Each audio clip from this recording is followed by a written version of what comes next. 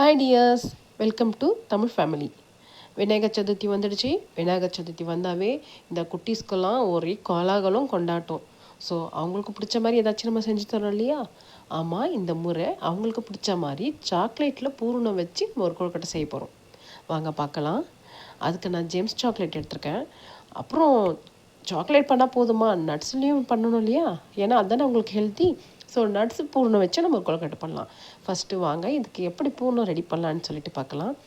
இதுக்கு நான் gems chocolate தான் எடுத்திருக்கேன். குட்டி குட்டி குட்டியாக இதை நான் உடச்சிருக்கேன். இஞ்சி பூண்டு பேஸ்ட் இருக்கு இல்லையா, அந்த கல்லில் வச்சு குட்டி குட்டியாக உடச்சிருக்கேன். மிக்சிலெலாம் போட்டால் மெல்ட் ஆகிடும், சாக்லேட் ஃபுல்லாக மெல்ட் ஆகிடும். ஸோ குட்டி குட்டியாக கல்லில் வச்சு உடச்சி எடுத்திருக்கேன். இது கூட ஒரு 10 பாதாம் பருப்பும் உடச்சி அதே மாதிரி அது கூட சேர்த்துக்கிட்டேன். சாக்லேட் பூரணம் இவ்வளோ தான். இதுக்கு நம்ம எதுவும் சேர்க்க வேண்டாம், இது போதும். இப்போ நட்ஸ் பூரணம் எப்படி செய்து பார்க்கலாம். அதுக்கு ஒரு பேனில் 3 ஸ்பூன் கீ விட்டுருக்கேன். இதே மாதிரி 50 கிராம் முந்திரி, 50 கிராம் பாதாமும் குட்டி குட்டியாக பொடி பண்ணி வச்சுருக்கேன். மிக்ஸி கிடையாது, அதே மாதிரி உடச்சி தான் வச்சுருக்கேன். இது கூட திராட்சையும் சேர்த்துருக்கேன். நெய்யில் மைல்டாக சிம்மில் வச்சுட்டு மைல்டாக ரோஸ்ட் பண்ணிக்கலாம். ப்ரௌன் கலர் வர வரைக்கும் நல்லா ரோஸ்ட் பண்ணிக்கிட்டு 1/4 கப் தேங்காய் துருவலை இது கூட சேர்த்துக்கலாம். தேங்காய் போட்டால் இன்னும் க்ரன்ச்சியாக டேஸ்டியாக இருக்கும். தேங்காய் இதுக்கு அது கூடவே ஒரு ஏலக்காய் போட்டிருக்கேன். நான் தேங்காய் திருகிறச்சவே ஒரு ஏலக்காய் போட்டிருக்கேன். சாக்லேட்டில் அதெல்லாம் போடக்கூடாது.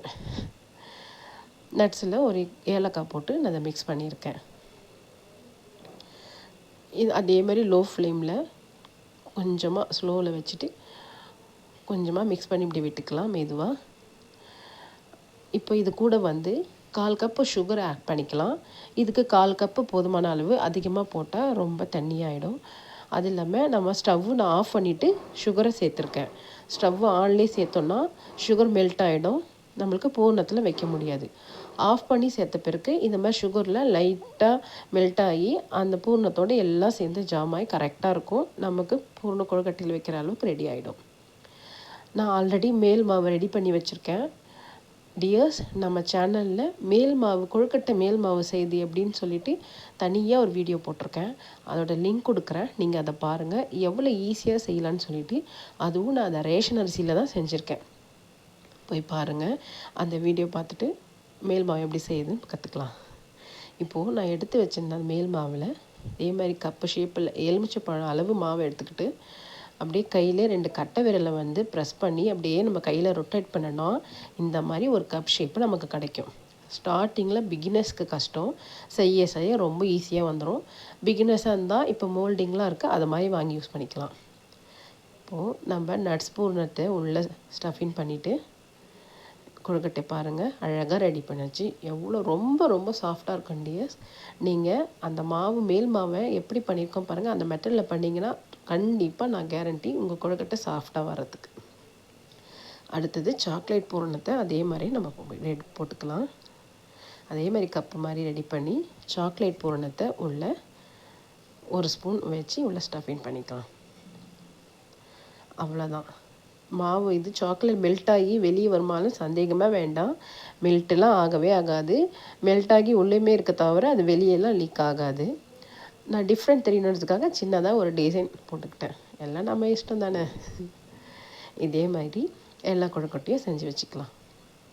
ஹை டியர்ஸ், இதில் ஒரு ஸ்பெஷல் என்னென்னா 5 இயர்ஸ் பேக்கில் சூரியன் எஃப்எம்மில் விநாயகர் சதுர்த்திக்கு கொழுக்கட்டை கான்டெஸ்ட்டில் ஃபஸ்ட்டு ப்ரைஸ் வின் பண்ண கொழுக்கட்டை இது. இந்த சாக்லேட் கொழுக்கட்டையும் நட்ஸ் கொழுக்கட்டையும் கிட்ஸுக்காக நான் இதை செஞ்சு ஃபஸ்ட்டு ப்ரைஸ் வின் பண்ணினேன்.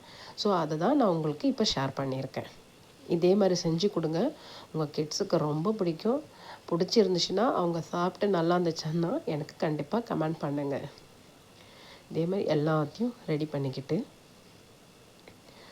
அடுத்தது நான் இட்லி பேனில் தண்ணி ஊற்றி கொதிக்க வச்சுருக்கேன்.